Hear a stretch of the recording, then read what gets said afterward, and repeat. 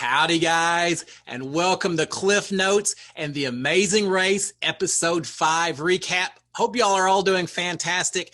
Now, just as a bit of a refresher from Episode 4 last week, when we last saw the teams, they were all in Asuncion, Paraguay. The last place team last week was Haley and Kaylin, but they weren't eliminated. It was a non-elimination leg, so they are still alive this week.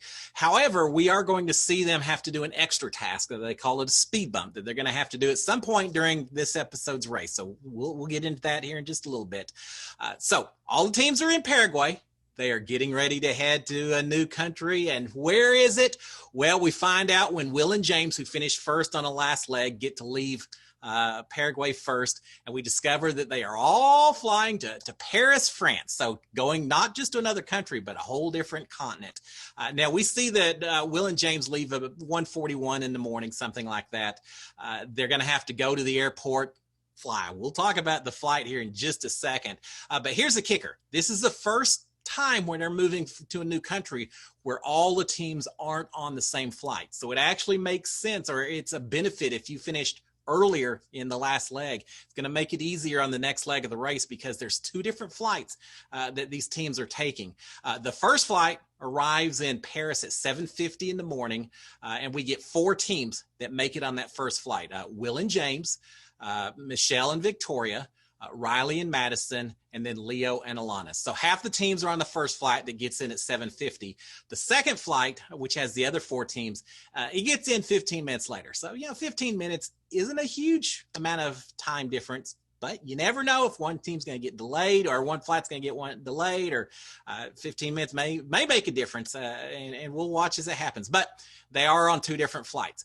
Now, when we see these teams travel, you don't really see them on the planes that much anymore on these seasons. But I've got to say, I know it is not easy flying from South America to Europe because I've had to do it a couple of times before. It's horrible. It's difficult.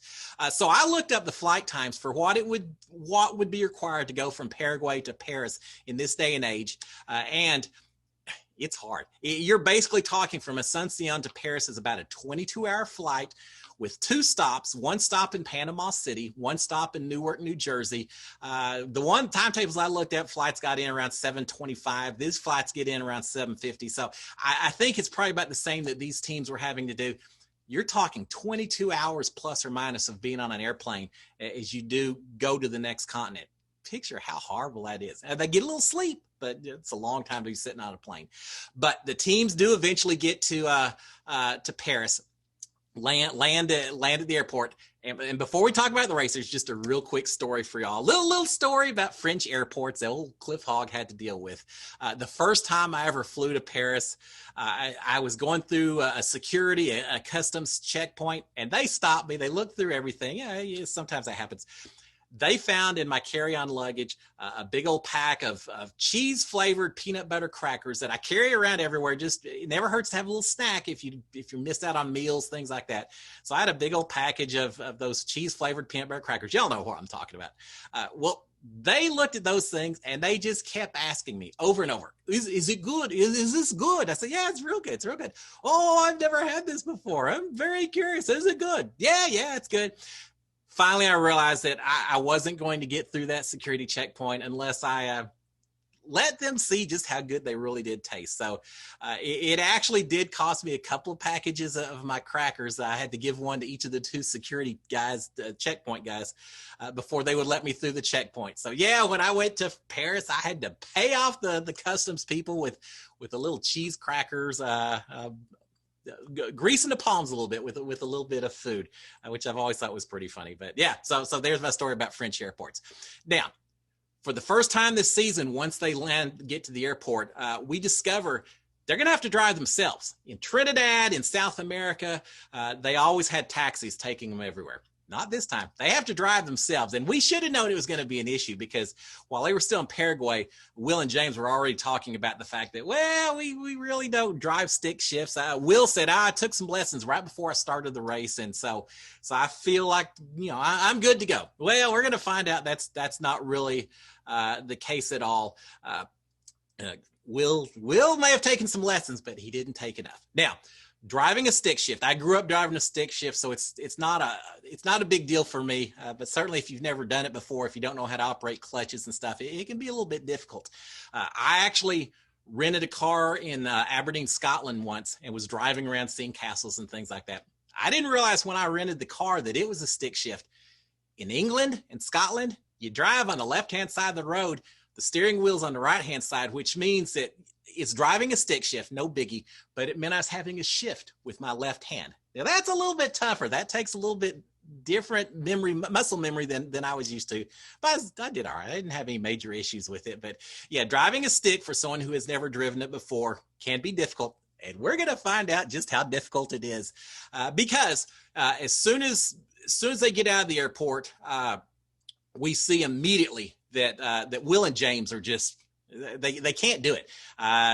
We eventually find out that Will, who's the driver, find out it doesn't have anything to do with clutch or anything else. He kept trying to shift from third instead of shift from first, and it would stall on him.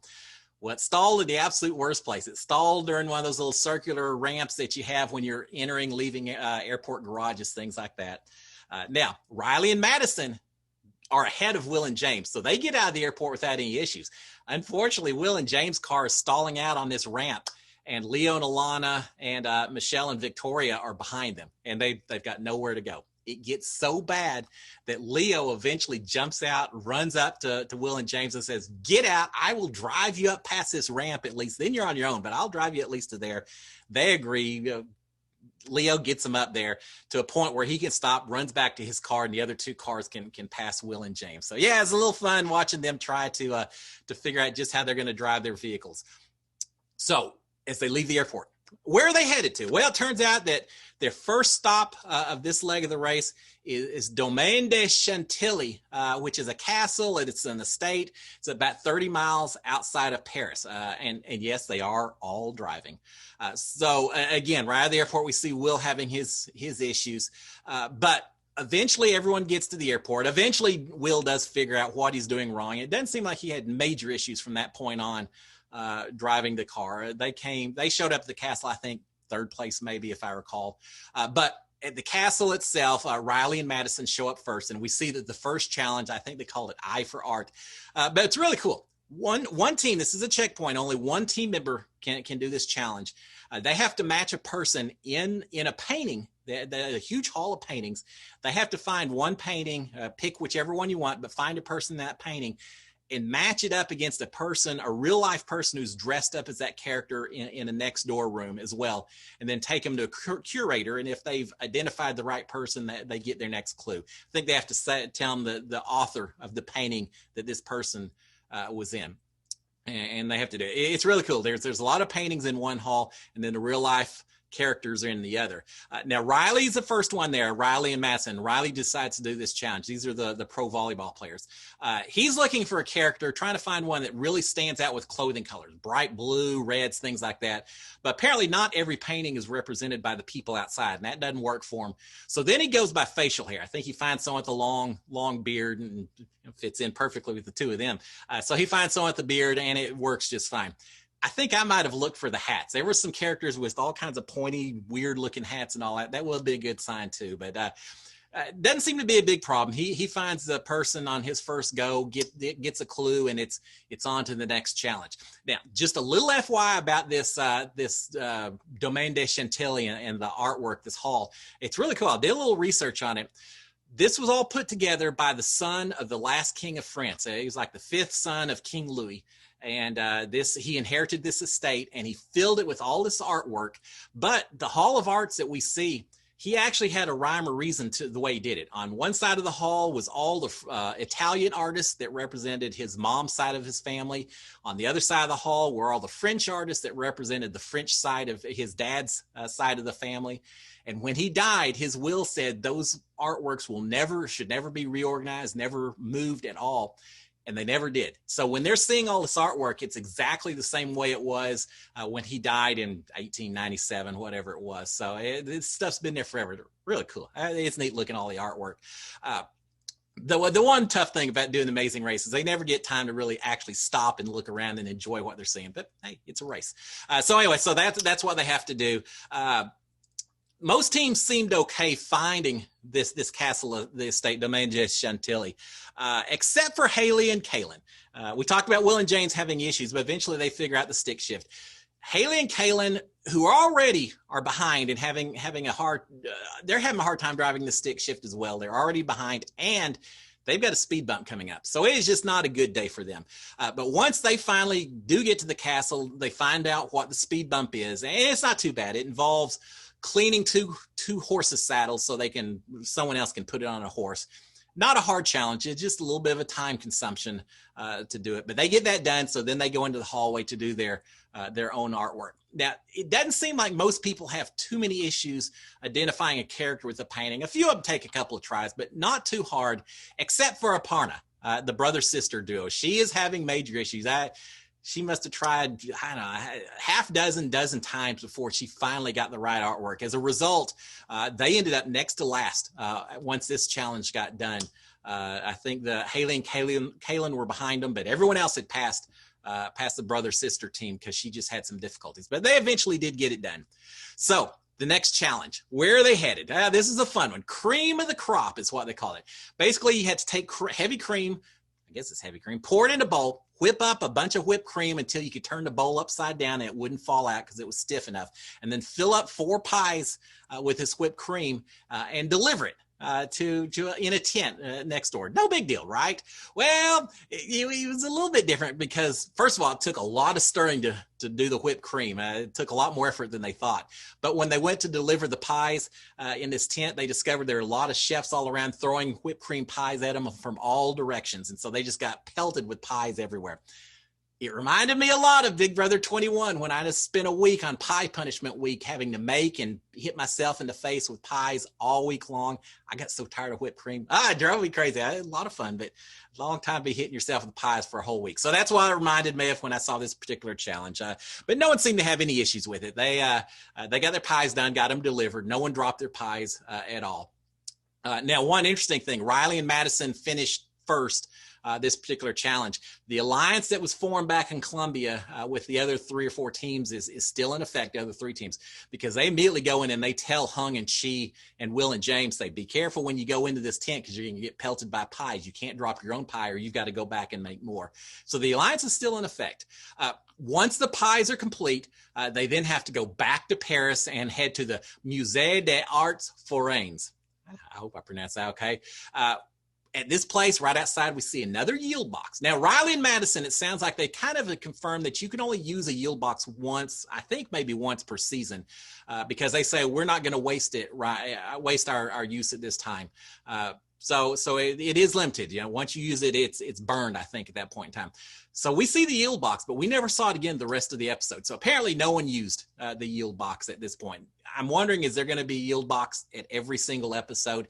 If so, that explains why you really wouldn't use it until you really feel desperate and that you just absolutely have to do it to save your game. So we see it for a second, and then that's it.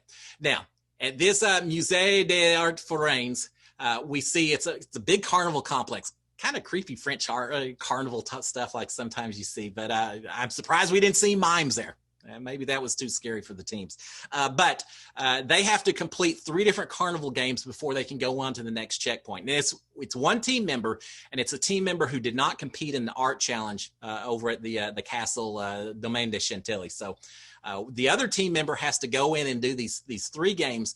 The first game they have to do is just throwing bean bags basically into the mouth, into a hole, just like you see at carnival games. That kind of looked hard to me, but it seems like once you figure out a little rhythm, the balance of the balls and stuff, most people did it without too much effort. But that's the first challenge. The second challenge is a bunch of cans stacked up. You have to throw 2 or 3 balls and knock over all the cans within just a couple of shots.